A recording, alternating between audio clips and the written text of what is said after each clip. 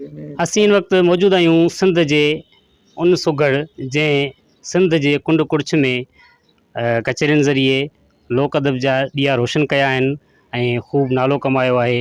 अहमद अली चांडियो अहिड़ो सुगड़ आहे जेको पंहिंजे पढ़ण जे अंदाज़ ऐं पढ़ण वक़्तु लफ़्ज़नि जी अदायगी वक़्तु शेर पढ़ण वक़्तु संदसि चहिरे ते हिकु फ़ातिहाना मुर्क हूंदी आहे।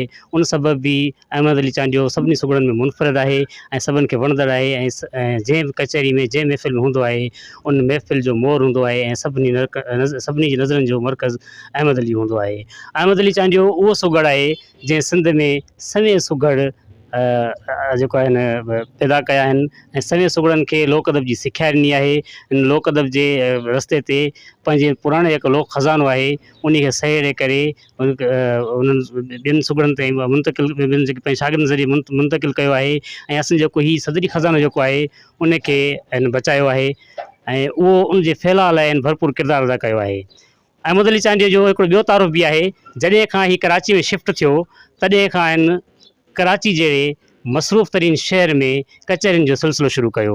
उहे कचहरियूं साल साल ऐं सम्झा थो त कई सालनि ताईं साल में 5-5, 7-7, 15-15 कचहरियूं अहमद अली जे निगरानी में अहमद अली सदारत में थींदियूं रहियूं आहिनि जंहिं ज़रिए असांजे हिकु कराची जा के मुख़्तलिफ़ इलाइक़ा आहिनि उहे बि असांजे लोक अदब जे इन फ़न खां रोशनास थिया आहिनि ऐं असांजे नौजवान जेको नस्ल आहे असांजी नई टही आहे उहे बि असांजे लोक अदब असांजे कचहरियुनि असांजे रीतियुनि रवाजनि खे सम्झी सघिया आहिनि। अहमद अली चांडियो न सिर्फ़ु लोक अदब पर जेका सिंधी रीतियुनि रस्मनि मूजिबि महिमान नवाज़ी आहे उनजो वमीन आहे ऐं पाण तमामु मिलनसार ख़ूबसूरत शख़्स अॼु बीमारी बिस्तरे ते आहे।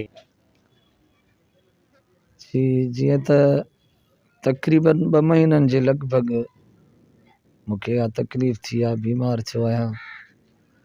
खंघि, साह में तकलीफ़, ॻाल्हाए नथो सघां ऐं कंहिंमहिल त एतिरे क़दुरु खंघि वधी थी वञे जो कुखनि में पूरे जिस्म में माना सूर था पवनि ऐं मग़ज़ खे चकर था अचनि ऐं हींअर ताईं कंहिं बि डॉक्टर माना इहो सही न चयो आहे त को हीउ मर्ज़ु आहे।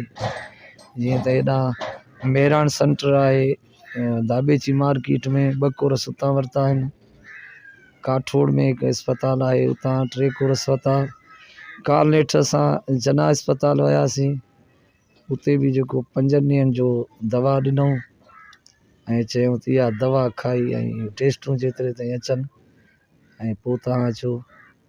ऐं मज़ूर माण्हू आहियां, मुंहिंजो गुज़र जेको आहे सो रेड़े ते हूंदो आहे। रोज़ शहनशाह लतीफ़ सरकार जी ॻाल्हि वांगुरु त आणियूं ई चाढ़ियूं उथ ॾियाड़ी सूमरा। सो असांजो इहो रोज़गार हुयो रेड़े ते उहो बि बंदि लॻो पियो आहे ऐं ॿिया बि अहिड़ा के वसाइल न आहिनि ऐं तव्हां सकाफ़त खाते खे अपील आहे त ज़रूरु सार लहंदो उनजो मुहबत। ऐं हीउ घर जेको आहे सो किराए जो आहे ऐं घटि किराए जी वजह सां आउं हिन घर में रहां थो।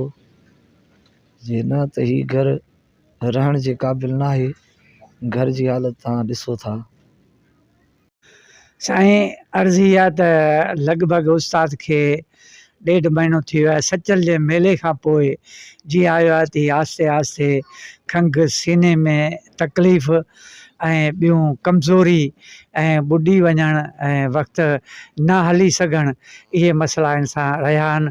पोइ मां सरासर हिन सां गॾु हुउसि छा त मां हिन जो शागिर्दु आहियां। तक़रीबन 2010 खां वठी जेको आहे सो हिन जी शागिर्दी में आया आहियूं।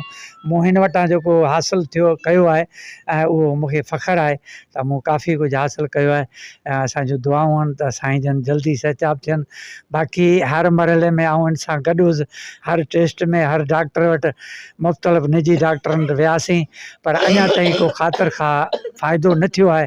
पोइ आख़िर ॾिठोसीं त भई असां वटि वसाइल बि खुटी विया, जेको पैसो उहो लॻाए छॾियोसीं ऐं मूं वटि बि जेको कुझु पैसो उहो बि लॻायोसीं।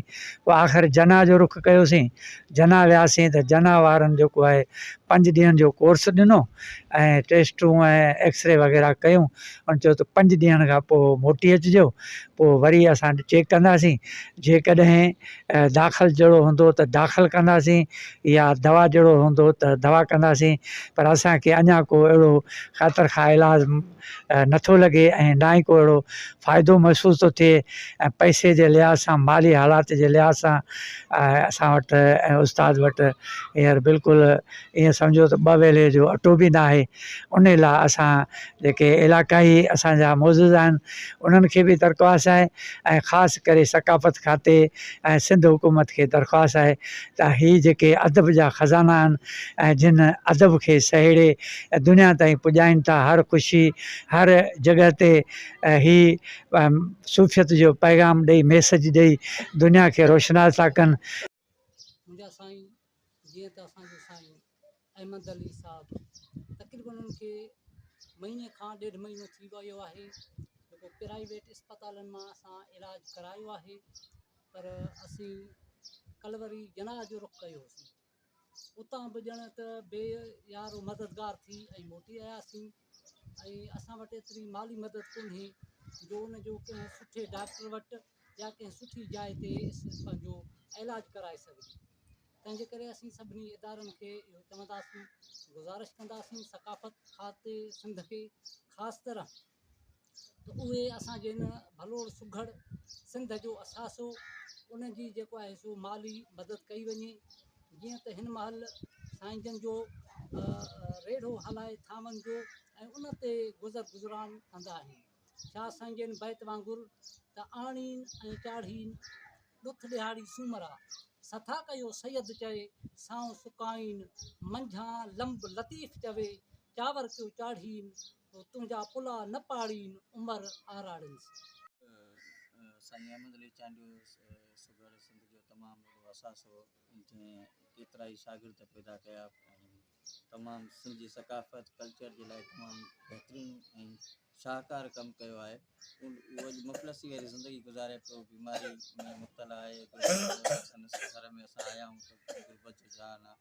असां कल्चर डिपार्टमेंट सिंध सकाफ़त खाते ऐं ॿिया जेके इदारा आहिनि जेके उन्हनि खे घुरिजे त हिननि आर्टिस्टनि हिननि सिंध जे घण महबूब शख़्सियतनि जे लाइ तमामु घणो जेको आहे सो सन इलाजु कराईंदा आहिनि। सिंधनि जेका घुरिज आहे उहा तमामु